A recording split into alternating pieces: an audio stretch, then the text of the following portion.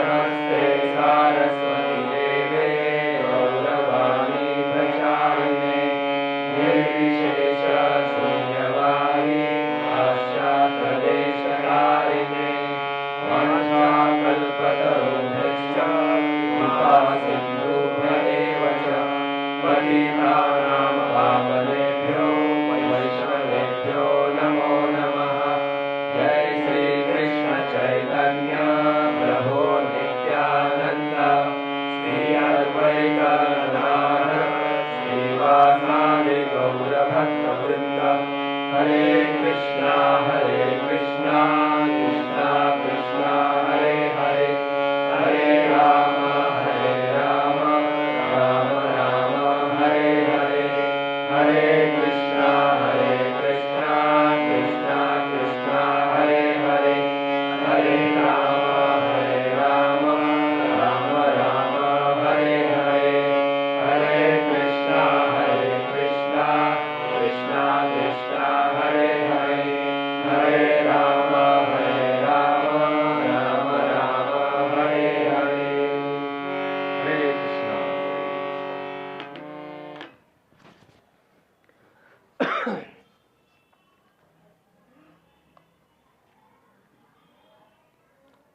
तर सर्वांचं हार्दिक स्वागत आहे आजच्या आपल्या या साप्ताहिक सत्संग कार्यक्रमामध्ये। तर आज आपण या ठिकाणी नित्यानंद त्रयोदशी साजरी करत आहोत। तर या ठिकाणी सुंदर विग्रह ठेवलेले आहेत। एक आहेत गौरांग महाप्रभू आणि दुसरे आहेत नित्यानंद प्रभू। तर हे सुंदर विग्रह या ठिकाणी ठेवलेले आहेत। तर नित्यानंद प्रभूंचा आविर्भाव मागच्या आठवड्यामध्ये झाला आणि साताऱ्यामध्ये उद्या हा उत्सव साजरा होणार आहे। आज आपण या ठिकाणी हा साजरा करणार आहोत। तर मंदिरामध्ये भव्य उत्सव साजरा केला जातो। सुंदर भजन कीर्तन अभिषेक असतो। अभिषेक नंतरनी प्रवचन आणि सर्वांसाठी महाप्रसाद असा हा कार्यक्रम असतो। सुंदर मंदिर सजवलेलं असतं। तर नित्यानंद प्रभू हे कोण आहेत हे सर्वप्रथम आपल्याला समजणं गरजेचं आहे। तर असं म्हटलेलं आहे की नित्यानंद प्रभूंच्या कृपेशिवाय आपल्याला गौरांग महाप्रभूंची कृपा प्राप्त होऊ शकत नाही आणि गौरांग महाप्रभूंच्या कृपेशिवाय राधाराणी कोण आहे हे समजणार नाही। राधाराणीच्या कृपेशिवाय भगवान श्रीकृष्ण कोण आहेत हे समजणार नाही। थोड्या वेळापूर्वी एक मी व्हिडिओ ऐकत होतो। एक मूर्ख तथाकथित मूर्ख काय म्हणतोय की मला राधाराणी बरोबरच विवाह करायचा होता, पण भगवान शंकरांनी सांगितलं की हे तू काय करू नकोस म्हणून तो थांबलेला आहे। म्हणजे जणू काय राधाराणी ह्याच्याबरोबर लग्न करायला येणार आहेत। इतकी नालायक माणसं समाजामध्ये निर्माण होत चाललेली आहेत आज। तर अतिशय खेदाची गोष्ट आहे। वेडसर लोक आहेत जी समाजामध्ये या प्रकारचा उत्पात माजवण्याचं कार्य करतात। तर राधाराणीचं काय स्थान आहे हे समजणं खूप महत्त्वाचं आहे। श्रीकृष्णाचं स्थान काय माहिती असलं महत्त्वाचं आहे। गौरांग महाप्रभू कोण आहेत नित्यानंद प्रभू कोण आहेत हे माहिती असणं गरजेचं आहे। तर गौर निताय हे कलियुगामध्ये प्रकट झाले आणि चैतन्य महाप्रभूंची भविष्यवाणी ही अनेक वेदांमध्ये पुराणांमध्ये आपल्याला पाहायला मिळते, विशेष करून भागवतामध्ये। कालच मी सांगत होतो श्रीपाद प्रभूंच्या घरी चैतन्य महाप्रभू प्रकट होणार याची भविष्यवाणी व्यासदेवांनी अगोदरच केलेली आहे। ती भागवतामध्ये आहे 11व्या स्कंधामध्ये। कृष्णवर्णम तुषा कृष्णम सांगोपांगास्त्र पार्षदम यज्ञ संकीर्तन प्राय यजंती ही सुमेधसा। चैतन्य महाप्रभू प्रकट होतील, काय करतील? संकीर्तन यज्ञ करतील। संकीर्तन यज्ञ म्हणजे हरे कृष्ण महामंत्राचं कीर्तन करतील आणि संपूर्ण जगाला त्याच्यामध्ये भारून टाकतील। तर भविष्यवाणी अगोदरच आहे। आणि चैतन्य महाप्रभूचे पार्षद कोण आहेत? निकटचे पार्षद कोण आहेत? नित्यानंद प्रभू हे निकटचे पार्षद आहेत। आणि नित्यानंद प्रभू हे कोण आहेत? साक्षात बलराम जे आहेत। आणि चैतन्य महाप्रभू कोण आहेत? साक्षात भगवान श्रीकृष्ण आहेत। आजकाल कलियुगामध्ये पण स्वतःला कृष्ण म्हणणारे बलराम म्हणणारे खूप लोक आहेत। मुंबईमध्ये एक बाबा आहेत, ते म्हणतात की मीच नारायण आणि ही माझी पत्नी ती लक्ष्मी आणि तो माझा भाऊ पलीकडे आहे तो बलराम आहे, मी कृष्ण तो बलराम ही राधाराणी। अशा प्रकारे बरंच काय काय काय काय काय चालू आहे, होय की नाही? हा तर अतिशय खेदाची गोष्ट आणि एका प्रकारे हा जोक म्हटला तरी चालेल, आहे की नाही. श्रीकृष्ण होते ना, त्या काळामध्ये सुद्धा एक व्यक्ती स्वतःला घोषित करत होता, काय, मीच कृष्ण आहे. आणि त्याचं नाव होतं पौंड्रक. काय नाव होतं? पौंड्रक. तर हा जो पौंड्रक आहे तो स्वतःला कृष्ण समजत होता आणि त्यांनी लेटर पाठवलं कोणाला? ओरिजिनल कृष्णाला. ए म्हणे, तू कसला कृष्ण, खरा कृष्ण मी आहे. इकडे बघ, माझ्या बाजूला एवढी लोक आहेत, ही सगळी माझी स्तुती करतात, रोज ब्रह्मसंहिता पण गातात माझ्या नावाची. तू कसला कृष्ण? दे म्हणे तुझं सुदर्शन सोडून दे, मी खरा कृष्ण आहे. आणि त्यांनी 4 हात माग पुढचे ओरिजिनल 2 हात माग, 2 हात अजून बसवले होते तिने, आणि स्वतःला विष्णूचा अवतार म्हणून सगळ्यांना सांगत सुटला होता. तर अशी लोक काही कमी नाहीत. आणि जर श्रीकृष्ण होते त्यावेळेला जर ही लोक होती, तर आज कलियुगामध्ये तर काय विचारू नका. कोणी उठसूट स्वतःला मी कृष्ण आहे, मी राम आहे, मी विठ्ठल आहे, मी पांडुरंग आहे असं म्हणणारी भरपूर लोक आहेत समाजामध्ये. तर चैतन्य महाप्रभूंचं वर्णन श्रीमद भागवतामध्ये केलेलं आहे. आलं लक्षात? त्यांच्या पार्षदांचं वर्णन सुद्धा भागवतामध्ये केलेलं आहे. केवळ भागवतामध्येच वर्णन नाही, संपूर्ण वेदांमध्ये चैतन्य महाप्रभूंच्या विषयी वर्णन केलेलं आहे. स्वतः कृष्ण ज्यावेळी द्वापार युगामध्ये प्रकट झाले होते त्यावेळी भगवान श्रीकृष्णांनी पण सांगितलं की मी कलियुगामध्ये प्रकट होईन आणि गौर वर्ण धारण करीन. भगवान श्रीकृष्ण द्वापार युगामध्ये सावळ्या वर्णाचे होते, बरोबर, पण तेच कृष्ण कलियुगामध्ये गौर वर्ण धारण करून नाम संकीर्तनाचा प्रचार करण्यासाठी प्रकट होते. तरी भविष्यवाणी स्वतः श्रीकृष्णांनी पण केली होती. आणि त्यांचे निकटचे पार्षद कोण आहेत? नित्यानंद प्रभू. आणि नित्यानंद प्रभू हे साक्षात कोण आहेत? बलरामजी आहेत. आपण पाहतो की बलरामजी ज्यावेळी द्वापार युगामध्ये प्रकट झाले होते, हे बलरामजी भगवान श्रीकृष्णांचे मोठे बंधू म्हणून प्रकट झाले, बरोबर, मोठे बंधू म्हणून प्रकट झाले. आणि आपण पाहतो द्वापार युगामध्ये बलरामजी कसे होते, कसं स्वरूप होतं.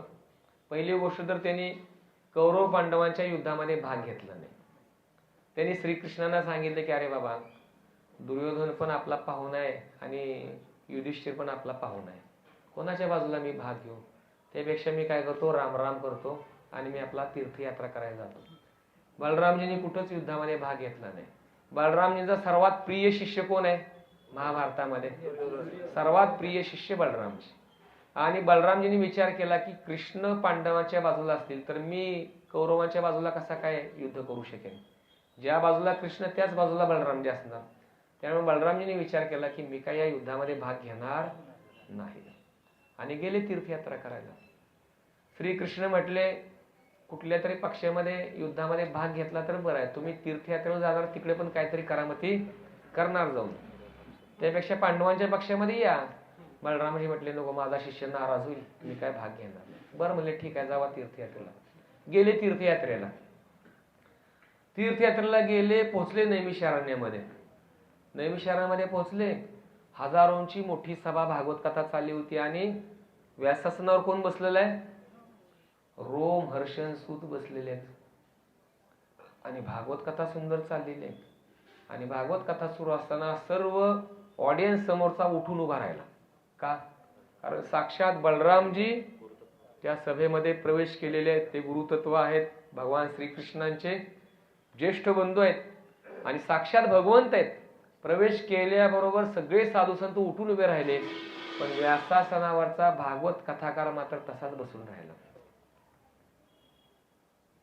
आता बलरामजींना क्रोध आला. कृष्ण म्हटले होते जावा तुम्ही तीर्थयात्रेला, तिकडे पण काही शांत बसणार नाही. आणि आला राग, घेतलं गवताचं पात्र. आता बघा गवताचं पात्र पण कसं पॉवरफुल आहे बलरामजींचं बघा. गवताचं पात्र घेतलं आणि दिलं सोडून ना रोमहर्षण सूतच्या बाजूने. त्याचं वज्र बनलं, गरगर गरगर गर फिरत गेलं आणि खापकीने मस्तकच उडावलं. आता गवताच्या पात्याने मस्तक उडू शकतात कोणाचं? हा पण बघा हे बलरामजी आहेत. बलरामजींचं बल बलरामजींनी प्रकट केलं की नाही, उडलं मस्तक त्याचं. आणि मेसेज गेला कृष्णाकडे. कृष्णाकडे मेसेज गेला आणि म्हटले की मला माहिती होतं बलरामजी जाणार तीर्थयात्रेला, पण तिकडे पण आपला हिसका दाखवणार कोणाला कोणाला. आणि साधूवर हिसका दाखवला म्हणे तिकडे. एका साधूलाच मारून टाकला म्हणे. त्यापेक्षा इकडे युद्धात बसले असते, आले असते, नुसतं मार्गदर्शन केलं तरी पण भरपूर इकडे राक्षस होते ना मारण्यासाठी. साधूला तिकडे जाऊन मारायची काय गरज आहे? ही आता आतली बातमी बरं का. पण आपल्यासाठी काय आपल्यासाठी काय आहे तर बलरामजी हे साधारण व्यक्तिमत्व नाही. छोट्या गोष्टीवरून सुद्धा, एक छोटीशीच गोष्ट आहे, पण त्यांनी एक गवताचं पातळ टाकून काय केलं, रोमहर्षणसूचा वध केला. आता का वध केला हो इथं? काय बलरामजींना काय हात काय सळसळत होता का त्यांचा? नाही. आता बलरामजी सभेमध्ये आल्यानंतर भागवत कथाकारांनी उठून उभं राहिलं पाहिजे की नाही? समजा आता मी कथा या ठिकाणी सांगतोय आणि कथा सांगताना कोणी वरिष्ठ ब्रह्मचारी आले किंवा वरिष्ठ संन्यासी आले, समजा लोकनाथ महाराज आले, जयपताका महाराज आले, तर मी कथा चालूच ठेवावी का?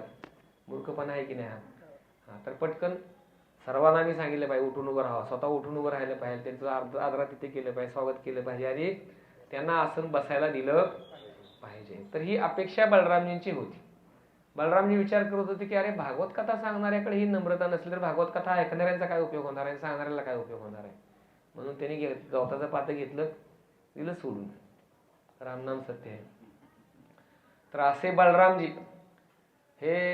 बलरामजी कलियुगामध्ये प्रकट झाले. आणि कसे प्रकट झालेत? अतिशय नम्रभाव धारण करून प्रकट झाले. अतिशय नम्रभाव. तर हेच बलरामजी नित्यानंद प्रभूंच्या रूपामध्ये प्रकट झाले. हेच बलरामजी त्रेतायुगामध्ये कोण होते? लक्ष्मण होते, अनंतशेष आहे की नाही? अनंतशेष लक्ष्मण. तेच द्वापार युगामध्ये बलरामजी म्हणून प्रकट झाले आणि तेच नित्यानंद प्रभू म्हणून कलियुगामध्ये प्रकट झाले. आणि कशासाठी प्रकट झाले? कलियुगामध्ये कशासाठी नित्यानंद प्रभू प्रकट झाले आहेत? तर मी तुम्हाला व्हॉट्सॲपवरती भजन पाठवलेलं आहे, ते जरा ओपन करा. आपण थोडं बघूया. आपण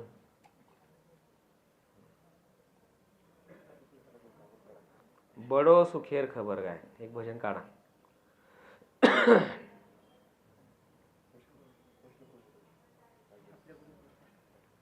हा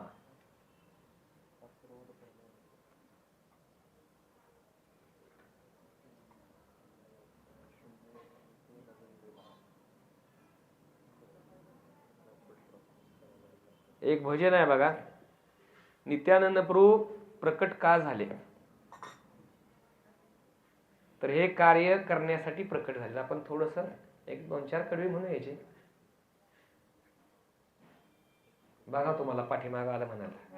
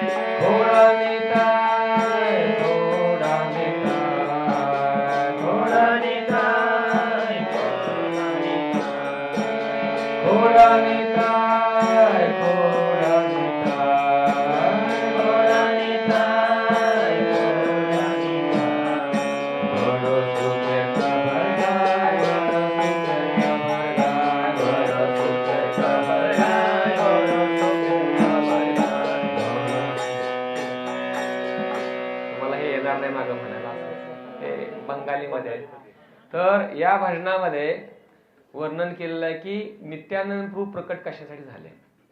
आलं लक्षात? तर मायापूरमध्ये एक ठिकाण आहे, भक्तिविनोद ठाकूरांचं घर पाहिले सर्वांनी. भक्तिविनोद ठाकूरांच्या घराच्या बाजूला सुरभी कुंज नावाचं एक ठिकाण आहे. तर त्या ठिकाणी नित्यानंद प्रभूंनी नाम संकीर्तनाची सुरुवात केली, बीज रोपण केलं आणि नित्यानंद प्रभूंनी सर्वत्र हरिनाम संकीर्तनाचा प्रचार करायला सुरुवात केली. तर हे मुख्य कार्य नित्यानंद प्रभूंचं होतं. तर नित्यानंद प्रभू कुठं प्रकट झाले? तर नित्यानंद प्रभू हे एक चक्रमध्ये प्रकट झाले. चैतन्य महाप्रभू कुठं प्रकट झाले? चैतन्य महाप्रभू कुठं प्रकट झाले? नवद्वीप मध्ये प्रकट झाले. नवद्वीप पासून ते एक चक्र हे अंतर जवळजवळ 4 तासाचं आहे. एवढ्या अंतरावरती नित्यानंद प्रभू प्रकट झाले. आणि त्यांच्या वडिलांचं नाव काय होतं? वडिलांचं नाव होतं हडाई पंडित आणि मातेचं नाव होतं पद्मावती. आणि नित्यानंद प्रभू प्रकट झाले. प्रकट झाल्यानंतर बालवयामध्ये खूप सुंदर सुंदर लीला करायचे. एक चक्रचं वर्णन हे महाभारतामध्ये येतं. महाभारताच्या काळामध्ये पांडव हे या एकचक्रमध्ये राहत होते. त्याचं नाव एक चाक आहे महाभारतामध्ये. आणि ज्यावेळी पांडव त्या ठिकाणी राहत होते त्यावेळी एका ब्राह्मण कुटुंबामध्ये पांडव राहत होते. आणि त्या ब्राह्मण कुटुंबावरती एक दिवस वेळ आली. कोणती वेळ आली? एक चक्रमध्ये एक राक्षस राहत होता. त्याचं नाव होतं बकासूर. बकासूर राहत होता. आणि या घरावर वेळ आली. कोणती? गाडीवर अन्न द्यायचं आणि एक माणूस बकासुराला खायला द्यायचा. त्या काळामध्ये पण नरभक्षी राक्षस होते. आता फक्त कलियुगात जायचं नाही असं नाही, त्या काळात पण होते. आणि मग ते कुटुंब लागलं रडायला. आणि कुंती देवीने विचारलं की तुम्ही का सगळे रडताय? मग ते सांगत नव्हते, कारण आपल्या घरामध्ये आलेल्या पाहुण्यांना ही गोष्ट सांगून त्यांना कसं काय निराश. शेवटी त्यांनी सांगितलं. सांगितल्यानंतर कुंती देवी म्हटली की तुम्ही रडायची काय आवश्यकता नाही. गाडीवर अन्न तुम्ही तयार ठेवा आणि पोहोचवायचं काम माझा पुत्र करेल. आणि त्या ब्राह्मण कुटुंबाला आश्चर्य वाटलं. म्हणले कोण पोहोचवणार? म्हणजे माझा एक पुत्र आहे, तो पोहोचवेल, काय काळजी करू नका तुम्ही. आणि हे बिंदास झाले. आणि भीमाने गाडी भरली गच्च आणि निघाला घेऊन. जिकडं बकासूर राहतो तिकडं तो घेऊन गेला. घेऊन गेल्यानंतर आता भीमाचा अग्नी काय साधारण अग्नी नाही. भीमाचं नाव आहे वृकोदर. वृकोदर म्हणजे काय? त्याला भूक लागली की तो दगड पण खायचा आणि दगड पचवायचा तो खाऊन. असा भीम होता. तर भीमाचा एक अंश कलियुगामध्ये प्रकट झाला होता. त्याचं नाव होतं मध्वाचार्य. मध्वाचार्य भीमाचे अंश होते. आपल्या संप्रदायाचेच आचार्य मध्वाचार्य. तर भीमाने ते गाडीवर अन्न नेलं आणि भीमाला लागली भूक आणि त्या राक्षसाची वाट बघू लागला भीम. आणि 1 2 3 भीम म्हटला की 1 2 3 म्हणेपर्यंत आला नाही तर तुझं सगळं मी खायला सुरुवात करणार. आणि 1 2 3 पटकिनी म्हणून मोकळा. भूक लागली म्हणले आता काय किती कशाला वेळ लावायचा? 1 आणि 2 आणि 3 असं म्हणाला. पटकिनी म्हणून मोकळा झाला आणि सुरुवात केली खायला. बका बका बका बका खायला सुरुवात केली. आणि सगळं संपल्यानंतर बकासूर आला. आणि आता बकासुराला आला राग. अरे मला आणलेलं अन्न ह्या गाडीने खाल्ले, लागला मागणं लाता बुक्या घालायला. आणि भीम आपला बका बका बका खातोय. म्हणलं ह्याला आता काय ठेवायचं नाही आपण. आणि सगळंच गाडीतलं अन्न संपवून टाकलं आणि बकासुराचा पारा चढला. आणि बकासूर लागला बुक्या मारायला, लाता मारायला. आणि मग भीम उठला. आता म्हणला पोट भरलेलं आहे मस्तपैकी, आता ये म्हणे एकाचा 2 हात करू. आणि जी फाईट सुरू झाली, धनादन धनादन धनादन. भीमाने सुरुवात केली. पोट भरलं होतं. आता ढेकर बिकर दिले मस्त. पाणी नव्हतं प्यायला पण नंतर पाणी पिऊ म्हटलं. आता पाण्याची गरज नाही, आता पहिलं ह्याला बघू आपण, ह्याला पाणी दाखवू पहिलं. आणि गदा बिदा काय सोबत नेली नव्हती. हाताने सुरुवात केली.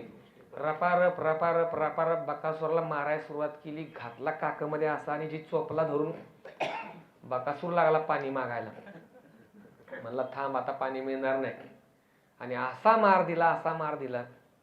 आणि शेवटी एक मुक्का डोक्यामध्ये घातला आणि बकासूरला मारून टाकला. मोठा आवाज झाला बकासुराचा. एक चक्र गाव हादरलं. सगळ्यांना काय कळलं ना की काय झालं काय झालं. कारण काय होता नियम, त्या ठिकाणी तो राहत होता. प्रत्येक घरावरती नंबर यायचा. त्या घराने गाडीवर अन्न, त्या घरातला एक माणूस त्याला पाठवायचा. त्या माणसासकट खाणार सगळ्या. गाडीतलं अन्न तर खाणारच खाणार, पण माणसाला पण खाऊन टाकणार. असा हा बकासूर होता. आणि भीमाने त्याचं काम तमाम केलं. रिकामी बैल घेऊन घरी पोहोचला. आणि ब्राह्मण कुटुंब वाट बघत होते की भीम माघारी येणार की भीमाला खाणार बकासूर. तर भीम एकदम शाबूत माघारी आल्यानंतर सगळ्या एकचक्रीने त्याचा गौरव केला. तर अशा ठिकाणी पांडव राहत होते आणि या ठिकाणी नित्यानंद प्रभू जन्माला आले. तर नित्यानंद प्रभूचा जन्म झाल्यानंतर बाल्य अवस्थेमध्येच ते सुंदर सुंदर लीला करायचे. आता कोणत्या लीला करायचे बघा. नित्यानंद प्रभूंच्या रामायण महाभारत सगळं तोंडपाठ होतं. का तोंडपाठ? कारण स्वतः केलेल्या लीला आहेत त्या विसरणार कसे ते, बरोबर ना. तर सगळ्या लीला तोंडपाठ होते. नित्यानंद प्रभूंनी आपल्या सर्व गोपमित्रांना बोलवलं आणि म्हटले की आपण एक लीला खेळू. कोणती लीला? तर म्हटले आपण राम रावण युद्ध ही नाटिका या ठिकाणी सादर करू. आणि मग नित्यानंद प्रभूंनी प्रत्येकाला एक रोल सांगितला आपला आपला वैयक्तिक. ते म्हटले की तू राम बनायचं, तू रावण बनायचं, तू इंद्र बनायचं, तू भीषण बन, तू सुग्रीव बन, तू हनुमान बन, तू नल नील अंगद असे सगळ्यांना पात्र वाटून दिली. आणि स्वतः कोण बनले? स्वतः कोण बनणार सांगा? सांगा कोण बनले असतील? हा नक्की ना? का हनुमान बनतील? नाही ना. हा एवढं जर समजलं तरी पण आजचा क्लास आपला सक्सेस. तर स्वतः नित्यानंद प्रभू कोण बनले? लक्ष्मण बनले. का लक्ष्मण बनले? कारण ते स्वतः लक्ष्मण आहेत म्हणून लक्ष्मण बनले. लक्ष्मण बनल्यानंतर आता युद्ध सुरू झालं. प्रभू रामचंद्र रावणावर युद्ध करू लागलेले आहेत, आहे की नाही? रावणावर युद्ध सुरू झालं इकडं. आणि रावणाचा पराभव झाल्यानंतर रावण आपल्या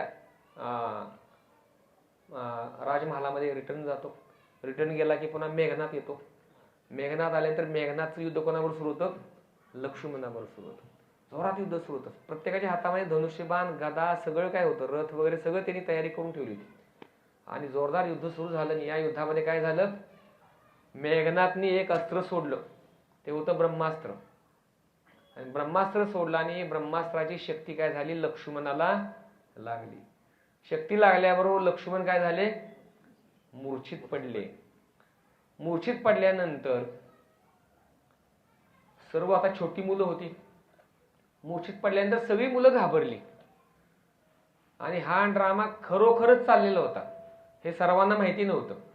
नित्यानंद प्रभू एकदम त्या ड्राम्यामध्ये ऍब्झॉर्ब झालेले होते, मग्न झाले होते. मूर्छित पडल्यानंतर सगळी मुलं घाबरली आणि उठवायला लागली अशी. अरे उठ उठ उठ नित्यानंद उठ, नित्यानंद उठ, काय झालं काय झालं काय झालं? तर नित्यानंद काय उठायला तयार नाही. आणि बराच काळ झाल्यानंतर मग सगळे गावकरी त्या ठिकाणी आले. गावकरी आल्यानंतर त्यांनी पाहिलं की अरे काय झालेलं आहे या ठिकाणी? नित्यानंद प्रभू बेशुद्ध अवस्थेमध्ये आहेत आणि छोटी मुलं नंतर हळूहळू रडायला पण लागली. काय करायचं काय करायचं काय करायचं? मग मोठ्या लोकांनी विचारलं की काय तुम्ही खेळ खेळत होता इथं? तर छोटी मुलं म्हटली की आम्ही या ठिकाणी नाटिका सादर करत होतो. आणि या नाटिकेमध्ये प्रत्येकाला एक वेगवेगळा रोल दिलेला होता. हा राम बनला होता, हा रावण बनला होता, हा मेघनाथ बनला, हा लक्ष्मण बनला नित्यानंद, हा हनुमान बनला, हा नल नील अंगद सुग्रीव, सगळ्यांची पात्र सांगितली मोठ्या लोकांना. आणि हाडाय पंडित त्या ठिकाणी आले, वडील नित्यानंद प्रभूंचे आले आणि म्हटले की ठीक आहे सर्वांना तुम्ही पात्र दिलेली आहेत, ठीक आहे, पण ह्याच्यामध्ये नित्यानंदने तुम्हाला पुढं काय काय सांगितलं होतं? तर मग छोटी मुलं म्हटली की ज्यावेळी मेघनाथची शक्ती लक्ष्मणाला लागेल त्यावेळी लक्ष्मण काय होणार? जमिनीवर खाली पडणार. पण आता कायमचा पडणार हे मुलांना काय माहिती थोडंच. लक्ष्मण खाली पडणार आणि लक्ष्मण खाली पडला की मग पुढचं कार्य कोणाचं आहे? हनुमानाचं कार्य आहे. काय आहे? संजीवनी बुटी आणायला जायचंय. कुठं जायचंय? हिमालय सुद्धा दाखवला होता नित्यानंद. तो तिकडचा हिमालय, तिकडे जायचं, तिकडनं काय आणायचंय? संजीवनी बुटी. तुझं काम ते असणार आहे. पण हनुमान बी लागला रडायला तिथे बसून. हनुमान लागला रडायला आणि मोठी माणसं म्हटली की अरे हनुमान कोण आहे? हा हनुमान आहे. असं गालबिल फवालं होतं, शेपटी बिपटी मागायला लावली होती. अरे मग तुला ते दिलंय ना सेवा, तू जा ना म्हणे तिकडे हिमालयात, जा म्हणे. ती संजीवनी बुटी हा तो विसरला होता. हा बरोबर, ते मला सांगितले, बरोबर बरोबर. मग जय श्रीराम म्हणून त्यांनी उड्डाण मारली, पोचला तिकडे हिमालयातनं, संजीवनी बुटी आणली. संजीवनी बुटी काय आणायची सगळं ते अगोदरच प्लॅन झालेला होता. ती बारकी बारकी झाडं त्याने आणली. ती अशी त्यांच्यामध्ये सुशेन होता, सुशेन. सुषेण एक होता, त्याने अशी ती हाताने अशी चुरगळली बुटी आणि नित्यानंदपूरच्या नाकाला लावली आणि नित्यानंदपूर झाले जागे एकदम. कुठं आहे मेघनाथ, कुठं आहे मेघनाथ, कुठं आहे मेघनाथ, अर म्हणजे काय झालंय. छोट्या मुलांना नंतर कळलं की नित्यानंद खरोखर ड्राम्यामध्ये एकदम मग्न झालेला होता. आपण मग्न झालेलो नव्हतं. मग मोठ्या लोकांना पण कळलं की अरे ड्राम्याची ही सगळी पात्र होती अशी अशी, आणि हनुमान विसरून गेला संजीवनी बुटी आणायची. त्याच्यामुळे हा घोटाळा झाला होता सगळा ड्राम्याचा. तर कधी कधी ड्राम्यामध्ये असा घोटाळा होतो की पुढं डायलॉग काय बोलायचं हे विसरून जातो माणूस, आहे की नाही. आणि मग नंतर फो करून बसतो, आहे की नाही. तर डायलॉग विसरल्यामुळे ड्रामा कधी कधी असा खोळंबतो. तसा हा छोट्या मुलांचा ड्रामा पूर्ण स्टॉपच झाला. का स्टॉप झाला? कारण नित्यानंद बेशुद्ध पडले. सांगणार कोण पुढं? प्राउंटिंग करायचंच कोण नाही ना. मोठ्या लोकांनी सांगितलं, मग हनुमानजी ऍक्टिव्ह झाले आणि मग नंतर पुढचा कार्यक्रम सगळा पार पडला आणि मेघनाथवरती लक्ष्मणाने वेगवेगळी शस्त्र चालून मेघनाथचा वध केला. तर असे नित्यानंद प्रभू सुंदर सुंदर लीला करायचे आणि मोठ्या लोकांना आश्चर्य वाटायचं की अरे आम्ही कधीच यांना या लीला सांगितलेल्या नाहीत, तरी पण ही सर्व लीला एकदम परफेक्ट कशा काय करतात. नित्यानंद प्रभू बलरामजींच्या पण सुंदर सुंदर लीला करायचे. माहिती नसणाऱ्या पण लीला बलरामजी एकदम सुंदरतेने पार पाडायचे. हे बघून लोकांच्या लक्षात आलं की हा बालक आहे, हा साधारण बालक नाही, हा साक्षात कोण आहे? बलरामजी. तर बघा, कुठली पण क्रिया आपण करतो ना, त्या क्रियेमध्ये जेवढं आपण मग्न होऊ ना, मग्न, तेवढा आपण त्याच्यामधून खरा सार प्राप्त करू शकतो. एकदा एक ड्रामा असा सुरू होता, नरसिंह लीलेचा ड्रामा चालू होता. नरसिंह लीलेचा, नरसिंह लीलेमध्ये एक हिरण्यकशिपू बनला होता, एक प्रल्हाद बनला होता, एक नरसिंह भगवान बनला होता आणि ड्रामा स्टेजवर सुरू होता आणि सगळ्यांना आपली आपली पात्र सांगितली होती. आणि हिरण्यकशिपूने प्रल्हादाला विचारले, हे तुझा कुठं आहे भगवंत, सांग सांग सांग. आणि मग प्रल्हाद म्हटले की ह्या खांबामध्ये माझा भगवंत आहे. आणि मग नरसिंह आपलं ह्यानी हिरण्यकशिपूने गदेचा प्रहार मारला खांबावर. प्रहार केल्याबरोबर खांब फुटला, असा फुटला आणि आतनं नरसिंह भगवंत आले बाहेर. नरसिंह भगवंत आल्यानंतर हिरण्यकशिपूमध्ये आणि नरसिंह भगवंतामध्ये बराच वेळ झटापटी सुरू झाली. आणि झटापटी सुरू झाल्यानंतर नरसिंह भगवंत वाट बघत होते. कुठल्या वेळेची? सूर्य अस्त होण्याची वाट बघत होते. सूर्य अस्तापर्यंत दोघांच्या मध्ये जोरदार तुंबळ युद्ध झालं. आणि युद्ध झाल्यानंतर नरसिंह भगवंताने मोठा आवाज केला आणि हिरण्यकशिपूला पकडला आणि मांडीवर असा आडवा केला. आणि खरोखरच वाघनखे होते बरं का नरसिंह भगवंताच्या हातामध्ये.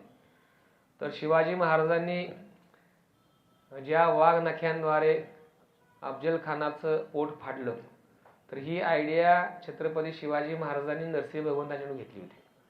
त्याच्यामुळं साक्षात नरसिंह भगवंतांनीच ही आयडिया पहिली लॉन्च केली आणि त्याची नक्कल शिवाजी महाराजांनी केली होती आणि ती सक्सेस झाली.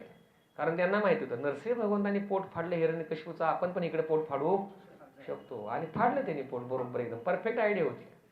आता ह्या नरसिंहदेवांनी ड्राम्यामध्ये घेतला ना हिरण्यकशिपू मांडीवर, आणि ज्या वाघनख्या होत्या ना त्या ओरिजिनल होत्या. आणि त्या आवेशामध्ये नरसिंह भगवंत, त्यांना माहितीच नाही की हा ड्रामा चाललाय, त्यांनी अशा नाक्या घेतल्या खासकीने खुपासल्या पोटात आणि हिरण्यकशिपू लागला ना तडफडायला.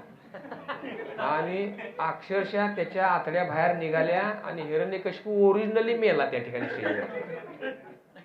खरोखर हा ड्रामा खरोखर झालेला आहे, माहितीये तुम्हाला. हा ड्रामा खरोखर झालेला आहे आणि हा कलाकार पण अद्भुतच होता. नरसिंह भगवंताचा रोल करणारा कलाकार होता ना, हा अद्भुतच, म्हणजे की कुठल्याही लीलेमध्ये तो एकदम मग्न होऊन जायचा. आणि त्या दिवसापासून आता पुढं प्रसंग असा झाला की ती कोर्टामध्ये केस गेली. नंतर मग त्याच्यावरती निकाल लागला की नाही, ह्याने काय ते जाणीवपूर्वक मर्डर वगैरे काय केलेलं नाही, यांच्यामध्ये काय द्वेष भावना, ईर्ष्या भावना नाहीये. तर हे त्या ओघामध्ये त्याच्या हातून घडलेलं आहे. तिथून पुढे ठरलं गेलं की या नरसिंहदेवाला कधीही असा रोल द्यायचा नाही, तर जिवंत माणसं मारल हा स्टेजवर.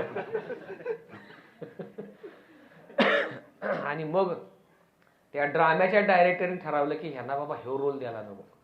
मग पुढचा ड्रामा कोणता होता माहितीये? ह्याच्यामध्ये ह्या कलाकाराला रोल दिला रामलीलेमधील दशरथाचा. तुम्ही दशरथाचा रोल करा, रामाचा रोल केला तर तुम्ही सगळ्यांना मारणार बाणाने. मग रामाचा रोल एकाला दिला, लक्ष्मणाचा रोल एकाला दिला, कैकेयीचा रोल दिला, मंथरेचा रोल दिला. आता हा ड्रामा असा होता की रामचंद्र जाणार वनवासामध्ये, तर ही नाटिका सादर करायची होती आणि अयोध्येमध्ये ही नाटिका सादर होणार होती. कैकेयीचा रोल होता, मंथरेचा रोल होता, भरताचा रोल, शत्रुघ्नाचा रोल, दशरथाचा रोल. यांना दिला दशरथाचा रोल. तुम्ही दशरथच बरे म्हटले, दशरथाचा रोल दिला. आणि आता प्रसंग सुरू आहे कोणता की दशरथ महाराजांनी सांगितलं की रामाचा उद्या राज्याभिषेक झाला पाहिजे. आणि सगळी जय्यत तयारी सुरू झाली आणि हा मेसेज पोहोचला कुठं? कैकेयीकडे मेसेज पोहोचला. आणि कैकेयीचा पण रोल सगळा ठरलेला होता, सगळ्यांचे रोल ठरले होते. मंथरेचा रोल ठरलेला होता, कैकेयीचा ठरलेला होता, कौशल्याचा होता, सगळ्यांचं रोल ठरलेलं होतं. आणि कैकेयी जाऊन बसली खूप भावनामध्ये, म्हटले राज्याभिषेक उद्या रामाचा होणार नाही. कोणाचा होणार? राज्याभिषेक होणार भारताचा. आणि भारताचा राज्याभिषेक म्हटल्यानंतर दशरथ महाराज आले ना आवेशामध्ये. ते विचार करू लागले काय करायचं, कारण कैकेयीने वरदान मागून घेतलं होतं, भविष्यामध्ये मी ती वरदान मागेन. आता उद्याच्याला राज्याभिषेक भारतात झाला पाहिजे आणि रामाला वनवास मिळाला पाहिजे. दशरथ महाराज हताश झाले एकदम. आणि दशरथ महाराजांच्या पुढं काय पर्याय नव्हता. कारण आपण पाहतो की अयोध्येमध्ये असं म्हटलंय की रघुकुल रीती सदा चली आई, प्राण जाये पर वचन न जाये. दशरथ महाराजांनी वचन दिलेलं होतं आणि या वचनांची पूर्तता कसल्याही परिस्थितीमध्ये दशरथ महाराज करणार हे कैकेयीला माहिती होतं. त्याच्यामुळं कैकेयीने दशरथकडून काय केलं? वचन वधवून घेतलं. उद्या भारताचा राज्याभिषेक झाला पाहिजे आणि रामाला वनवास मिळाला पाहिजे. दशरथ महाराज म्हटले अगं ठीक आहे, भारताचा राज्याभिषेक आपण करू, पण रामाला वनवास का? कैकेयी म्हटली की नाही, राम जर अयोध्येत राहिला तर भारताला गादीवर बसून देणार नाही आणि त्याला राज्यकारभार व्यवस्थित करून देणार नाही, त्यांनी वनवासातच गेलं पाहिजे. दशरथ महाराजांना राग, काय करायचं, पण काय करू शकत नव्हते. आणि शेवटी काही पर्याय नसल्यामुळं प्रभू रामचंद्रांना वनवासामध्ये जावं लागलं. प्रभू रामचंद्र वनवासामध्ये गेल्यानंतर इकडं दशरथ महाराज आक्रोश करू लागले. इतका आक्रोश. आता ही नाटिका सुरू आहे बरं का. या नाटिकेमध्ये हे दशरथ महाराज इतके मग्न झाले आणि हा आक्रोश करत या दशरथ महाराजांनी स्टेजवर आपले प्राण सोडले. ओरिजिनली प्राण सोडले बरं का. वाटतंय का आश्चर्य तुम्हाला हे ऐकून? खरोखर प्राण सोडले. हे खरोखर घडलेलं आहे. त्यावेळी सिद्ध झालं की हा जो कलाकार होता ना, हा कलाकार साधारण कलाकार नव्हता. हा पूर्णपणे मग्न होणारा कलाकार होता.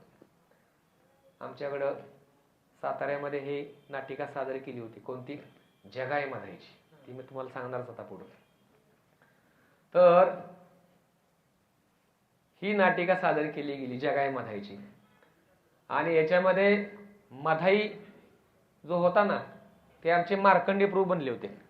आमचे मार्कंडेय प्रभू तिकडे आहेत, ते पण अशा आवेशामध्ये येतात. आणि नित्यानंद प्रभू बनले होते आमचे विजय विठ्ठल डॉक्टर, इकडे येतात ते बनले नित्यानंद प्रभू. आणि केशव कुमार होते, ते बनले होते गौरांग महाप्रभू. आणि जगाय माधायच्या हातात काय आहे?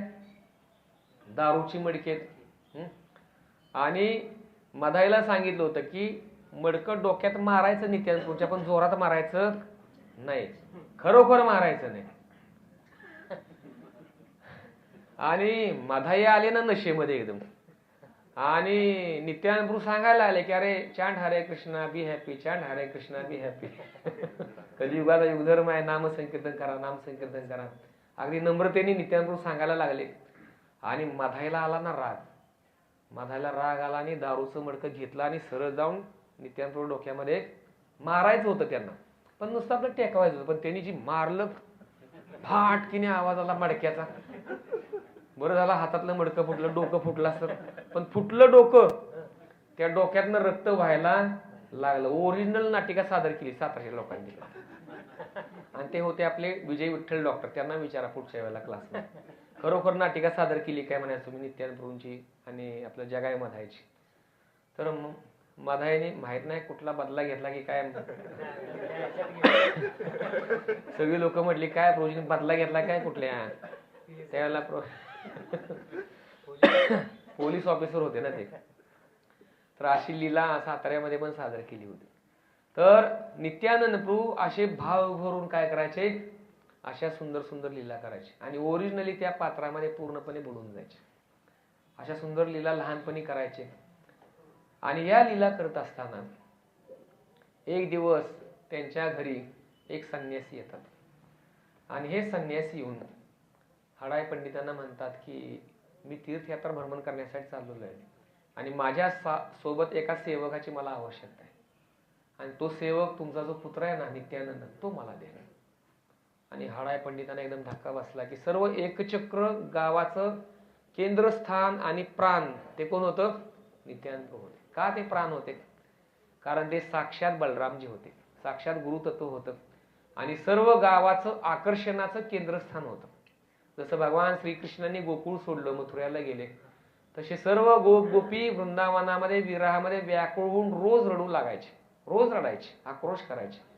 तसं नित्यानंद प्रभूंच्यावरती संपूर्ण एकचक्र गावामधील सर्वांचं प्रेम होतं, अतूट प्रेम होतं. आणि जसं नित्यानंद प्रभूंनी एकचक्र सोडलं तसं एकचक्र गाव हे ओसाड पडलं. म्हणजे जसं की आपल्या एखाद्या कार्यक्रमामध्ये एखादा सगळ्यांचा प्रिय असणारा व्यक्ती बरेच दिवस जर आला नाही तर आपल्याला कसं वाटतं, बरं वाटतं का, करमत नाही, आहे की नाही, एकाकीपणा वाटतो. तसं ते एकचक्र गाव हे ओसाड पडलं आणि नित्यानंद प्रभू त्या संन्यासीबरोबर गेले. सर्व तीर्थांचं भ्रमण करून शेवटी नित्यानंद प्रभू वृंदावनात पोहोचले. वृंदावनामध्ये पोहोचल्यानंतर नित्यानंद प्रभूंना समजलं की चैतन्य महाप्रभू प्रकट झालेले आहेत, जे नित्यानंद प्रभूंचे बंधू आहेत, साक्षात भगवान श्रीकृष्ण आहेत. ज्यावेळी नित्यानंद प्रभूंना ही बातमी समजली त्यावेळी नित्यानंद प्रभू चैतन्य महाप्रभूंना भेटण्यासाठी कुठं आले, नवदीप मध्ये आले. पण कसे, डायरेक्ट भेटायला आले नाहीत, दडून बसले. कुठं बसले, दडून, नवदीप मध्ये आले पण दडून बसले. कुठं दडून बसले, नंदन आचार्यांच्या घरी दडून बसले. आणि दडून बसल्यानंतर चैतन्य महाप्रभूंना लक्षात आलं की आपले ज्येष्ठ बंधू या ठिकाणी आलेले आहेत. बघा आता ते एकचक्रमे जन्माला आले, हे नवदीप पण जन्माला आले, तरी पण ते नित्यानंद प्रभू आपले बंधू समजायचे. का, कारण ते साक्षात बलराम आहेत. चैतन्य महाप्रभूंचे अजून एक बंधू होते, त्यांचं नाव होतं विश्वरूप. ते पण नित्यानंद प्रभूंचेच अंश होते, ते पण बलरामजीच होते. पण ते संन्यास घेतात आणि निघून जातात आणि आपलं जीवन धन्य करतात. पण प्रचाराची जबाबदारी ही नित्यानंद प्रभू स्वीकार करतात. आणि चैतन्य महाप्रभू आपल्या सर्व पार्षदांना एकत्र करतात आणि म्हणतात की नवदीप मध्ये एक चोर आलेला आहे आणि तो चोर कोण आहे, नित्यानंद आहे. आणि तो या ठिकाणी दडून बसलेला आहे, जा म्हणे आणि शोधून काढा.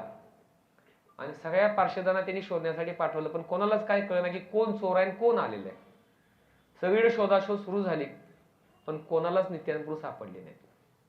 आणि शेवटी चैतन्य महाप्रभू म्हटले की तुम्हाला कोणालाही ते सापडणार पण नाही, चला म्हणे माझ्या बरोबर. नामसंकीर्तन करत करत करत करत चैतन्य महाप्रभू कुठं पोहोचले, नंदन आचार्यांच्या घरी पोहोचले. आणि हाताला धरून चैतन्य महाप्रभू त्यांना बाहेर आणलं आणि म्हटले की हा तो चोर आहे आणि हा साक्षात कोण आहे, बलरामजी आहे, हाच नित्यानंद आहे. आणि हा आपल्याला या ठिकाणी मदत करण्यासाठी आलेला आहे. कोणती मदत, नाम संकीर्तनाचा प्रचार करण्यासाठी. तर नित्यानंद प्रभूंच्यावर चैतन्य महाप्रभूंनी संपूर्ण जबाबदारी सोपवलेली होती, कारण नित्यानंद प्रभू हेच खऱ्या अर्थानं या नाम संकीर्तनाचा प्रचार करणार होते. म्हणून आपण ते भजन गायला, बोडो सुखेर कबर गाय, बडो सुखेर कबर गाय. तर अतिशय आनंदाची बातमी कोणते, तर नित्यानंद प्रभूंनी हे हरिनाम ओपन केलं सर्वांसाठी. तर नित्यानंद प्रभू आणि चैतन्य महाप्रभू हे रोज सकाळी मुरारी गुप्तांना भेटायला जायचे. मुरारी गुप्तांचं घर 1 किलोमीटर अंतरावरती जन्मस्थानापासून आहे आणि रोज भेटायला जायचे. मुरारी गुप्ता हे कोण आहेत माहित आहेत, रामलीलेमधील हनुमानजी. ते गौर लीलेमध्ये एक वैद्याच्या रूपामध्ये प्रकट झाले. आणि चैतन्य महाप्रभू नित्यानंद प्रभू भेटायला जायचे. भेटायला गेल्यानंतर मुरारी गुप्तांना माहित होतं चैतन्य महाप्रभू आहेत हे साक्षात प्रभू रामचंद्र आहेत. पण नित्यानंद प्रभूंच्या विषयी मात्र त्यांना माहिती नव्हतं. मुरारी गुप्तांच्या घरी चैतन्य महाप्रभू गेले की मुरारी गुप्ता उठून उभे राहायचे आणि साष्टांग दंडवत चैतन्य महाप्रभूंना करायचे. पण नित्यानंद प्रभूंना मात्र ते दंडवत करत नव्हते, कारण त्यांना माहिती नव्हतं नित्यानंद प्रभू कोण आहेत. चैतन्य महाप्रभूंनी पाहिलं की मुरारी गुप्ता दंडवत फक्त आपल्याला करतायत, पण नित्यानंद प्रभूंना मात्र दंडवत करत नाही. हा असा अपराध रामलीलेमध्ये कोणी केला होता माहितीये? सुग्रीवानी पण केला. आणि अजून कोणी केला? जांबवन माहिती आहे? जांबवन पण हे अपराध करत होते. जांबवन पण अपराध करत होते.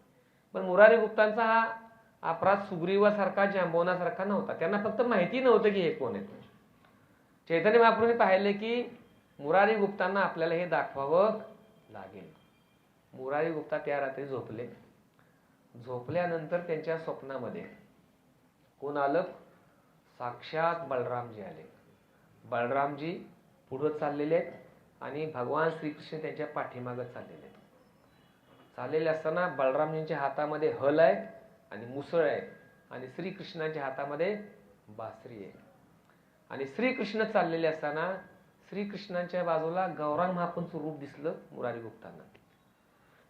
मुरारी गुप्ता विचार करू लागले की हे तर गौरांग महाप्रभू आहेत, तेच कृष्ण आहेत, हे मला पटतंय, परंतु बलरामजी दिसतात त्यांना. बलरामजींना त्यांनी पहिला दंडवत केला स्वप्नामध्ये. दंडवत केल्यानंतर बलरामजींच्या शरीरामधून कोण प्रकट झालं? साक्षात नित्यानंद प्रभू प्रकट झाले. त्यावेळी मुरारी गुप्तांना आश्चर्य वाटले की अरे, जे चैतन्य महाप्रभूंच्या बरोबर नित्यानंद प्रभू येतात ते साक्षात बलरामजी आहेत. लगेच पटकन त्यांनी दंडवत स्वप्नामध्ये केला. आणि दुसऱ्या दिवशी परत गौरांग महाप्रभू आणि नित्यानंद प्रभू भेटायला आले मुरारी गुप्तांना. पटकन उठले आणि पहिला दंडवत कोणाला केला? नित्यानंद प्रभूंना केला. नित्यानंद प्रभूंना पण आश्चर्य वाटलं की रोज दंडवत चैतन्य महाप्रभू करायचे, आज मला पहिला का केलेला आहे? त्यावेळी चैतन्य महाप्रभू कानात हळूच सांगितलं, स्वप्न मला दृष्टांत आहे. कारण मुरारी गुप्ता हे कोण आहेत? हनुमानजी आहेत. आणि हनुमानजी हे अतिशय निरागस रूप आहे भगवंतांचं, अतिशय निरागस भक्ताचं स्वरूप आहे. आणि त्याच्यामुळे हनुमानजींच्या वरती चैतन्य महाप्रभूंनी काय केली? कृपा केली. तर असं हे नित्यानंद प्रभूंचं अवधूत रूप होतं. तर नित्यानंद प्रभू यांना चैतन्य महाप्रभूंनी आदेश दिला. काय आदेश दिला?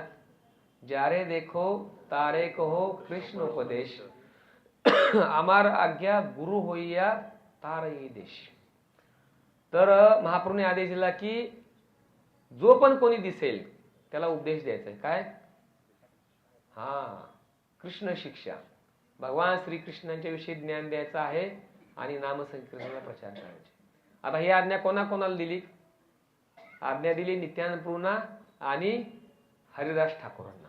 अशी दोघांना आज्ञा दिल्यानंतर दोघही प्रचार करण्यासाठी गावागावामध्ये, खेड्यामध्ये, शहरामध्ये जाऊ लागले आणि अतिशय सुंदरीतेने प्रचार सुरू करू लागले. आणि प्रचाराचा रिपोर्ट सुद्धा चैतन्य महाप्रभूंच्याकडे पाठवू लागले. आणि हजारो लाखो लोक नित्यानंद प्रभूंच्या चरणांचं अनुसरण करू लागले, हरिदास ठाकूरांच्या चरणांचं अनुसरण करू लागले.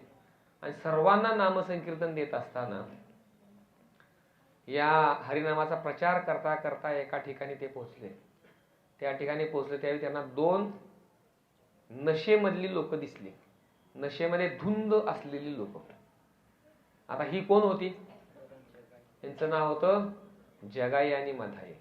नित्यानंद त्रयोदशी म्हटलं की ही लीला त्या उत्सवामध्ये झाली पाहिजे, तरच तो उत्सव काय झाला? सफल झाला असं समजलं जातं. कारण नित्यानंद प्रभू हे कृपेचे अवतार कसे आहेत आणि नित्यानंद प्रभू कसा उद्धार करतात जीवाचा, हा या प्रसंगामधून आपल्याला ऐकायला मिळतो. जगाई मधाईची भेट झाली. भेट झाल्यानंतर लोकांनी सांगितलं की ह्यांच्याजवळ तुम्ही जाऊ नका, बाकी सर्व लोकांना तुम्ही प्रचार करा, पण ह्यांच्याजवळ जाऊ नका, गेला तर तुम्ही मार खाणार निश्चित. नित्यानंद प्रभूंना हरिदास ठाकूरांनी सांगितलं की मार खाण्यापेक्षा आपलं बाकी लोकांना प्रचार करू ना आपण. मार खाय प्रेम दे दयाल तो नाही, हे नित्यानंद प्रभूंचं नाव आहे. तर हरिदास ठाकूर म्हटले नित्यानंद प्रभूंना की बाबा ह्याच्याजवळ नको जायला. नित्यानंद प्रभू म्हटले की जर ह्या दोघांचा उद्धार आपण केला तर चैतन्य महाप्रभूंचं नाव काय होईल? पतित पावन म्हणून सिद्ध होईल. तर आपण ह्यांना प्रचार करूया. हरिदास ठाकूर म्हटले की तुम्ही पुढं व्हा, मी तुमच्या मागे येतो. कारण ते साक्षात बाळराम आहेत, हाय की नाही. ते गेले पुढं, हरिदास ठाकूर मागून जाऊ लागले. आणि जात असताना जगाई माधाईने पाहिलं की ही दोन लोक आपल्या दिशेने येतात. हातामध्ये दारूची मडकी होती. धावत पळ सुटली ह्यांना मारायला. आणि हरिदास ठाकूरांनी धूम ठोकली. नित्यानंद प्रभूंनी बघितलं की आपला जोडीदार पण पळालाय, आपण पण पळालं. बरं, दोघं पण पळाली. पळाली आणि कसाबसा जीव वाचवला. दुसऱ्या दिवशी नित्यानंद प्रभूंनी ठरवलं की काही जरी झालं तरी पण आपण काय करायचंय, या दोघांना हरिनामाचा प्रचार करायचा आणि चैतन्य महाप्रभूंचं नाव हे प्रसिद्ध करायचं.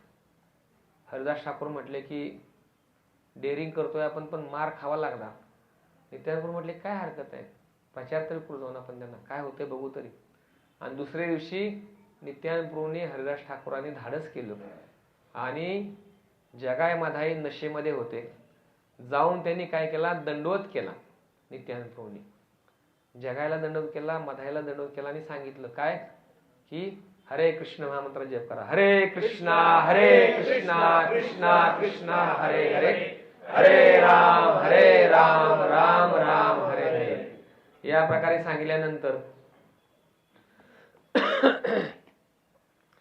जगाई ऐकायला तयार झाला, पण मधाई काय ऐकायला तयार नव्हता. मधाई जगाईपेक्षा उद्धट होता. त्याच्या हातामध्ये दारूचं मडकं होतं आणि मधाईला हरिदास ठाकूर सांगत होते आणि जगाईला नित्यानंद प्रभू सांगत होते. आणि सांगत असताना मधाईला आला राग. त्यांनी ते मडकं घेतलं हातामध्ये आणि सरळ नित्यानंद प्रभूच्या डोक्यामध्ये जाऊन जोरात फोडलं. फोडल्याबरोबर डोक्यामधून भळाभळा रक्त प्रवाह सुरू झाला. आणि हा सर्व प्रसंग बाजूची सर्व लोक पाहत होती. पाहत असताना सर्व लोक घाबरली आणि धावत पळत कुठे गेली, चैतन्य महाप्रभूंच्याकडे गेली आणि सांगितलं की महाप्रभू नित्यानंद प्रभूंच्या डोक्यामध्ये मधाईने काय केलेलं आहे, दारूचा मडक्याचा प्रहार केलेला आहे आणि डोक्यामधून रक्ताचा प्रवाह व्हावा लागला. चैतन्य महाप्रभूंना हे काय सहन झालेलं आहे. चैतन्य महाप्रभू धावत पळत त्या ठिकाणी घडलेला प्रसंग त्या ठिकाणी पोहोचले आणि हातामध्ये सुदर्शन घेतलं. कशासाठी, या दोघांचाही शिरच्छेद करून टाकू म्हणून सुदर्शन हातामध्ये घेतलं. त्यावेळी नित्यानंद प्रभूंनी पाहिलं की चैतन्य महाप्रभू कलियुगामध्ये नामसंकीर्तनाचा प्रचार करण्यासाठी प्रकट झालेले आहेत आणि जर या प्रकारे सुदर्शन घेतलं आणि या दोघांचा जर वध केला तर मग यांचं पतित पावन नाव कसं काय सिद्ध होणार. नित्यानंद प्रभू म्हटले की तुमचं हे सुदर्शन चक्र माघारी पाठवा. कलियुगामध्ये या सुदर्शनचा उपयोग नाही. जर आपण जगाई माधाईचा उद्धार केला तर तुम्ही पतित पावन म्हणून सिद्ध होणार आहे आणि जगामध्ये तुमचं नाव लौकिक पसरणार आहे.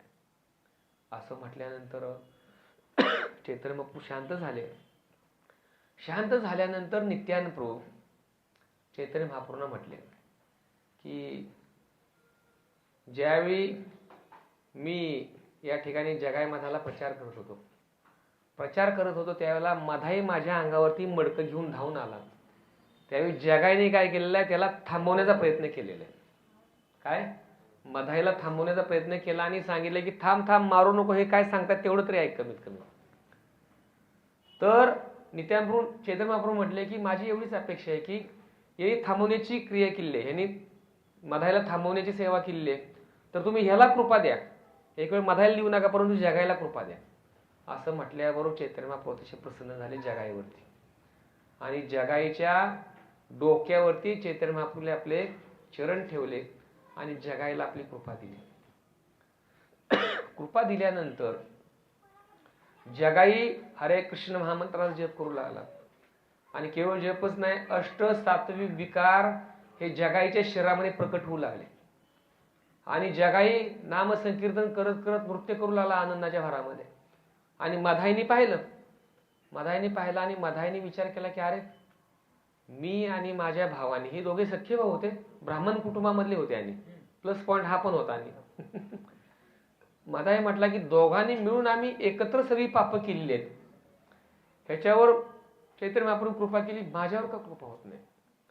मग मधाई महाप्रभूंच्याकडे गेला, म्हटला की हा एवढा आनंदी झालेला आहे, दोघांनी मिळून सगळी पाप आम्ही सारखीच केलीत, ह्याला तुम्ही कृपा दिली, मला पण तुम्ही कृपा द्या. त्यावेळी चैतन्य महाप्रभू म्हटले की नाही, तू नित्यानंद प्रभूंच्या चरणी अपराध केलेला आहेस, आणि अपराधी व्यक्तीला मी कृपा देत नाही. आणि असं म्हणून चैतन्य महाप्रभू रिजेक्ट केलं मधाईला. रिजेक्ट केल्यानंतर चैतन्य महाप्रभू त्याला म्हटले की जर तू नित्यानंदचे चरण पकडले आणि त्यांची कृपा प्राप्त केलीस तर मग मी तुला कृपा देऊ शकतो. असं म्हटल्याबरोबर मधाई त्याच्या लक्षात आलं की आपण मोठा अपराध केला नित्यानंदच्या चरणी. साष्टांग दंडवत मधाईनी नित्यानंदच्या चरणी केला आणि नित्यानंद प्रभू मधाईवरती प्रसन्न झाले आणि आपले चरण काय केले, मधाईच्या डोक्यावरती ठेवले आणि मधाईला नित्यानंद प्रभूने आशीर्वाद दिले. आशीर्वाद दिल्यानंतर नित्यानंद प्रभू म्हटले की भगवंता आता मधाईला पण तुम्ही काय करा, कृपा द्या. आणि अशी कृपा दिल्यानंतर मधाई पण काय होतो, हरिनामाचं गुणगान करू लागतो आणि भाव विभरून नृत्य करू लागतो. ज्यावेळी ही लीला घडते त्यावेळी याच्यामध्ये प्रसंग असा घडतो, चैतन्य महाप्रभूंचं शरीर हे गौरवर्णीय असतं. पण हे गौरवर्णीय शरीर आहे की नाही, हे कसं बनतं, श्यामवर्णीय बनतं. श्यामवर्णीय का बनतं, कारण जगाई मधाई जेवढी काही पाप केली होती त्या सर्व पापाचा परिणाम चैतन्य महाप्रभू आपल्या शरीरावरती घेतात. चैतन्य महाप्रभू शरीर काळं बनतं. काळं बनल्यानंतर जगाई मधाई आनंद होऊन त्या ठिकाणी भाव करून नृत्य करू लागतात. त्यावेळी चैतन्य महाप्रभू जमलेल्या सर्व भक्तांना सांगतात, म्हणतात की माझं शरीर गौर वर्णाचं होतं ते आता काय झालेलं आहे, सावळ्या वर्णाचं झालेलं आहे. का झालेलं आहे, कारण यांची सर्व पाप मी ग्रहण केलेली आहेत. पण इथून पुढं जो व्यक्ती हरिभक्तांच्या चरणी अपराध करील त्याच्या माथ्यावरती हे माझ्या शरीरामधलं पाप जाईल इथून पुढं. काय म्हटलं समजलं का? म्हणून हरिभक्तांच्या प्रती अपराध करायचा नाही, वैष्णवांच्या प्रती अपराध करायचा नाही. आणि जे जे आपण अपराध करतोय ते अपराध केले की जगाय मधायचं सगळं आपल्या डोक्यावरती येणार आहे, हे आपण ध्यानात ठेवायचं. तर असे हे नित्यानंद प्रभू आहेत ज्यांनी हा नम्र भाव धारण केला. ज्या नित्यानंद प्रभूंनी द्वापार युगामध्ये रोमहर्षण सूत व्यास गादीवरून खाली उठून उभा राहिला नाही म्हणून त्याचा शिरच्छेद केला होता. आणि इकडं मधाईने काय केलं, डोक्यामध्ये दारूचं मडकं मारलं, डोक्यातून रक्त वाहू लागलं, तरी पण काय म्हणतायत की ह्याला कृपा द्या. जर याचा उद्धार झाला तर आपण सगळ्या जगाचा उद्धार करू शकतो. तर असे हे नित्यानंद प्रभू आहेत ज्यांनी आपला क्रोध सगळा सोडलेला आहे. त्रेतायुगामधला क्रोध सोडलेला आहे, द्वापार युगामधला पण क्रोध सोडलेला आहे आणि केवळ काय देण्यासाठी आले, तिकडं कृपा देण्यासाठी आलेले आहेत. तर खूप सुंदर भजन आहे, आपण ते भजन म्हणूया. हा, तर ग्रुपवर पाठवलेलं आहे, हे तुम्हाला म्हणायला सोपं जाईल पाठीमागं. हा, अक्रोध परमानंद नित्यानंद. तर नित्यानंद प्रभू कसे अक्रोध परमानंद आहेत त्याचं सुंदर वर्णन या भजनामध्ये केलेलं आहे.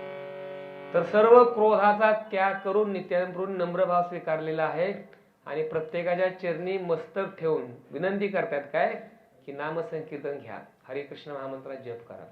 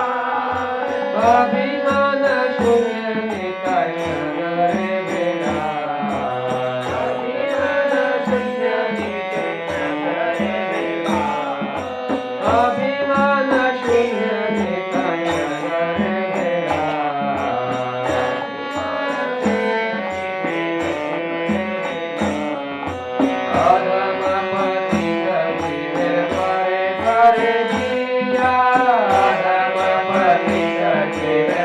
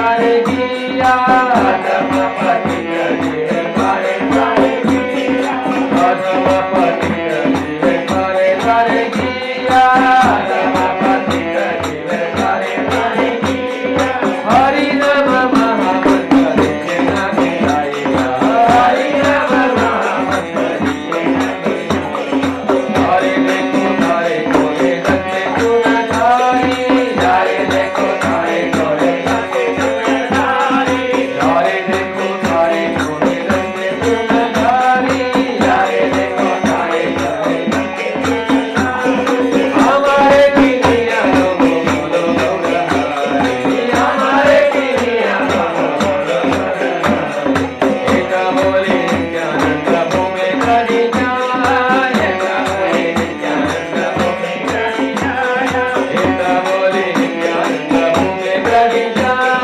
एक बोले नित्यानंद भूमि करी जाय सोनार पर्वत जे तुला गेलो काय सोनार पर्वत जे तुला गेलो काय हे नाम सारिया रती न जमीलो हे नाम सारिया रती न जमीला हे नाम सारिया रती न जमीलो हे नाम सारिया रती न जमीला लोचन बोले कई पापी गोवर गेलो लोचन बोले कई पापी गोवर गेलो लोचन बोले कई पापी गोवर गेलो लोचन बोले कई पापी गोवर गेलो अक्रोध परमानंद नित्यानंद नाम अक्रोध परमानंद नित्यानंद नाम अक्रोध परमानंद नित्यानंद नाम अक्रोध परमानंद नित्यानंद नाम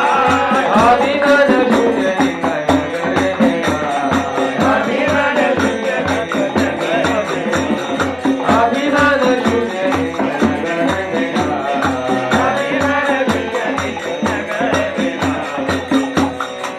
तर असे हे नित्यानंद आहेत. तर या भजनामध्ये खूप सुंदर वर्णन केलेलं आहे. अक्रोध परमानंद नित्यानंद राम. तर जे नित्यानंद प्रभू त्रेतायुगामध्ये लक्ष्मणाच्या रूपामध्ये होते, द्वापार युगामध्ये बलरामजींच्या रूपामध्ये होते, दोन्ही युगामध्ये भयंकर क्रोध प्रकट केलेला आहे. पण तेच नित्यानंद प्रभू कलियुगामध्ये अक्रोध म्हणजे की अजिबात क्रोध नाही चेहऱ्यावरती आणि अभिमान शून्य निताय. अभिमान पण नाही, कसला अभिमान नाही, पूर्ण शून्यवत असं हे सुंदर रूप धारण केलेलं आहे नित्यानंद प्रभूंनी. अधम पतित जीवे द्वारे द्वारे घ्या म्हणजे की अधम आणि पतित जीवांच्या घरोघरी जाऊन त्या ठिकाणी त्यांनी काय केलेलं आहे, नामाचा प्रचार केलेला आहे. हरिनाम महामंत्र दिच्छे ना बिलाइया. हरिनामाचा मंत्र नित्यानंद प्रभूंनी दिलेला आहे. ज्यारे देखो तारे को हो दंते तृणधरी. प्रत्येकाला बघून ते काय सांगत होते की हरिनामाचा प्रचार कर. दंते तृणधरी म्हणजे काय, हे एक नम्रतेचं प्रतीक आहे. दातामध्ये गवताची काडी पकडणं म्हणजे नम्रतेचं प्रतीक आहे. नम्र होऊन काय सांगत होते, आमारे किनिया लोहो बोलो गौर हरी. गौर हरीचं नाव घ्या, हरे कृष्ण महामंत्राचा जप करा. तर असे नित्यानंद प्रभू ज्या ज्यावेळी लोकांना प्रचार करायला जायचे त्यावेळेला ते धुळीमध्ये लोटांगण घ्यायचे लोकांच्या पुढं आणि लोटांगण घेऊन लोकांना सांगायचे की तुम्ही भगवंताच्या नामाचा जप करा, नामसंकीर्तन करा. आणि ज्या ज्यावेळी नित्यानंद प्रभू धुळीमध्ये लोटायचे त्यावेळी असं म्हटलेलं आहे की सोनार पर्वत जेन धुला ते लोटाय. तर सोन्याचा पर्वत हा धुळीमध्ये लोटांगण करतोय असं लोकांना दिसायचं. असं हे सुंदर रूप नित्यानंद प्रभूंचं होतं. पुढे म्हटलेलं आहे, हे न अवतारे जार रती ना जन्मिलो. अशा नित्यानंद प्रभूंच्या रूपाप्रती अवताराप्रती जर आपल्या हृदयामध्ये आकर्षण निर्माण होत नसेल तर लोचनदास ठाकूर म्हणतात, इथं ट्रान्सलेशन थोडंसं हे झालं, लोका झालंय, लोचनदास ठाकूरांचं नाव आहे त्या ठिकाणी. लोचनदास ठाकूर म्हणतात की असा पापी जन्माला आला आणि काय झाला, तो मरून गेला. जसं कुत्र आणि मांजर जन्माला येतात ना, कुत्री मांजरी जन्माला येतात आणि माणसं कुत्र्या मांजरा मरून जातात ना, जीवनाचं ध्येय न समजून घेता आहार निद्राभयमधून करायचं आणि मरून जायचं. तर जीवनाचं ध्येय न समजता जी लोक मरण पावतात, पण चैतन्य महाप्रभू आणि नित्यानंद प्रभू कोण आहेत हे जाणून न घेता अशा लोकांचं जीवन कसं आहे, व्यर्थ सांगितलेलं आहे. तर अशा नित्यानंद प्रभूंच्या चरणी आज आपण काय केलं पाहिजे, शरणागती ही स्वीकारली पाहिजे. तर असं म्हटलेलं आहे नित्यानंद प्रभूंच्या विषयी. चैतन्य महाप्रभू पतित जीवांच्याकडून काही ना काहीतरी अपेक्षा करतात. जसं आपण पाहतो भगवद्गीता द्वापार युगामध्ये सांगितली, भगवान श्रीकृष्ण सांगितलं काय, सर्व धर्मान् परित्यज्य माम एकम शरणं व्रज अहम त्वां सर्व पापेभ्यो मोक्षयिष्यामि मा शुचः. सर्व धर्माचा त्याग कर आणि माझी शरणागती घे, मी तुला मुक्त करीन. हाय ना, नियम सांगितला द्वापार युगामध्ये. पण कलियुगामध्ये असं म्हटलेलं आहे, चैतन्य महाप्रभूंनी कुठलाच नियम ठेवलेला नाही. बस महाप्रभू सांगतात काय की तुम्ही केवळ नित्याप्रभूंची शरणागती घ्या, मी तुम्हाला काय करीन, हरिनामाची कृपा देईन. तर चैतन्य महाप्रभूंची अपेक्षा अशी आहे की जसं बघा आपण परीक्षा हॉलमध्ये जातो आणि परीक्षा देतो, होय की नाही. समजा आपल्याला 10वी पास व्हायचं आहे, 12वी पास व्हायचं आहे, किंवा इंजिनिअरिंगचं लास्टच्या एक्झाम आपल्याला पास व्हायचे, तर आपल्याला काय काय करावं लागतं सांगा, काय करावं लागतं? हा, कुठली पोस्ट ग्रॅज्युएशन करायचं, ग्रॅज्युएशन करायचं, काय काय करावं लागतं? अभ्यास करावा लागतो. अजून काय काय करावं लागतंय? नुसता अभ्यास करून चालेल का? पेपरला पण गेलं पाहिजे, परीक्षा हॉलमध्ये हजेरी लावली पाहिजे, है ना. वर्षभर अभ्यास केला मग पेपरला गेला ना उपयोग काय, है ना. हॉलमध्ये गेलं पाहिजे, पेपर लिहिला पाहिजे, काळ्याचं पांढरं तरी केलं पाहिजे, जेवढं येते तेवढं लिहिलं पाहिजे. मग मास्तर चेक करणार, झाला पास, झाला नाही तर नापास, होय की नाही. तर हे एक्झामिनर असे आहेत दोघं पण, हे एक्झामिनर असे आहेत. चैतन्य महाप्रभूंची अपेक्षा आहे की स्टुडंटनी परीक्षा हॉलमध्ये यावं आणि पांढरा पेपर आहे तो त्यांनी काळा करावा, एवढीच अपेक्षा महाप्रभूंची आहे. काय म्हटलं मी समजलं? महाप्रभूंची अपेक्षा अशी आहे की स्टुडंटनी एक्झाम हॉलमध्ये यावं आणि दिलेली उत्तरपत्रिका, प्रश्नपत्रिका वाचावी आणि तुम्हाला जी येतंय ती त्याच्यामध्ये लिहावं. म्हणजे काळ्याचं पांढरं का पांढऱ्याचं काळं, पांढरी उत्तरपत्रिका असते त्याची ती काळी करून टाकायची, ही चैतन्य महाप्रभूंची अपेक्षा आहे. नित्यानंद प्रभूंची अपेक्षा काय बघायचं तुम्हाला आता. नित्यानंद प्रभू हे असे एक्झामिनर आहेत, असा कृपाळू अवतार आहे. बघा आजपर्यंत जेवढे पण अवतार प्रकट झाले भगवंतांचे, मत्स्य, कुर्म, वराह, नरसिंह, वामन, परशुराम, राम, ह्या सगळ्या अवतारांमध्ये terms and conditions are apply होत. समजलं, सगळे नियमावली लागू होती. पण ह्या अवतारामध्ये अशी विशेष गोष्ट आहे, नो टर्म्स अँड कंडिशन्स. समजलं? हा हा हा आता बघा काय म्हणतात नित्यानंद प्रभू. चैतन्य महाप्रभू म्हटले की परीक्षा हॉलमध्ये यायचंय आणि जे तुम्हाला येते ते लिहून काढायचं. नित्यानंद प्रभू काय म्हणतात माहित आहे? नित्यानंद प्रभू म्हणतात की तुम्हाला परीक्षा हॉलमध्ये यायची आवश्यकता नाही, एक्झामिनरच तुमच्या घरी येणार. एक्झामिनर घरी येणार, प्रश्नपत्रिका पण देणार, उत्तरपत्रिका पण देणार, काय, आणि तुम्हाला फक्त त्यांच्या पुढे बसायचे. उत्तरपत्रिकेवर फक्त नाव लिहायचं तुम्हाला आणि सगळ्या प्रश्नांची उत्तरं नित्यानंद प्रभू लिहिणार. समजलं? आपलं काम काय? फक्त की नाव लिहायचंय फक्त तुम्हाला त्या ठिकाणी. बाकी सबमिशन करणं, त्याची प्रश्नांची उत्तरं लिहिणं, तुम्हाला पास करणं ही जबाबदारी कोणाची आहे? नित्यानंद प्रभूची. असा एक्झामिनर तुम्हाला आवडेल का? कोणाकोणाला आवडेल? हात वरती करा.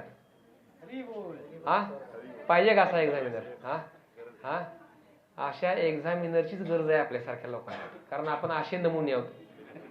सत्ययुगामध्ये पण भगवधामात गेलेलो नाही आपण, त्रेतायुगात पण भगवधामात गेलेलो नाही आपण, द्वापार युगात पण आपण भगवधामात गेलेलो नाही, भगवानाची कृपा मिळवली नाही. म्हणजे राहिलेला सगळा जो गाळ आहे की नाही, गाळ, सगळा गाळ कचरा हा कलियुगामध्ये आलेला आहे. म्हणजे मी सांगतोय, म्हणजे मी पण तुमच्या बरोबरच आहे. हा सगळा गाळ कचरा कलियुगामध्ये राहिलेला आहे आणि असा गाळ आणि कचरा भगवधामात न्यायचा असेल तर अशाच अवताराची आवश्यकता आहे. तर मत्स्य, कुर्म, वराह, नरसिंह चालणार.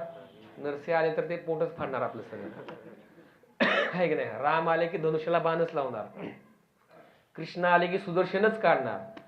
आपल्यासाठी हाच अवतार योग्य आहे. तर अशा अवताराची शरणागती घ्यायला आवडेल का नाही तुम्हाला? तर इतका कृपाळू दयाळू अवतार आहे. लोचनदास ठाकूर म्हणतात की हे न अवतारे ज्या रती ना जन्मिलो. अशा भगवंतांच्या अवताराप्रती जर आपल्याला हृदयामध्ये प्रेम प्रकट झालं नाही तर आपण त्या कुत्र्या मांजरापेक्षा सुद्धा घृणित आहोत. हरे कृष्ण. तर तेवढं घृणित व्हायचं नाही व्हायचं आता तुम्ही ठरवायचंय, मी ठरवायचंय. तर अशा भगवंतांचा आज आपण या ठिकाणी आविर्भाव दिवस साजरा केलेला आहे. हरे कृष्ण. तर आता आपण सुंदर पुष्पाभिषेक करणार आहे. तर मनुष्य जन्म ना पाहिया, राधा कृष्ण ना भजिया, जानिया शुनिया विषय खाईनो. लोचनदास ठाकूरांचं भजन आहे ते. हा. तर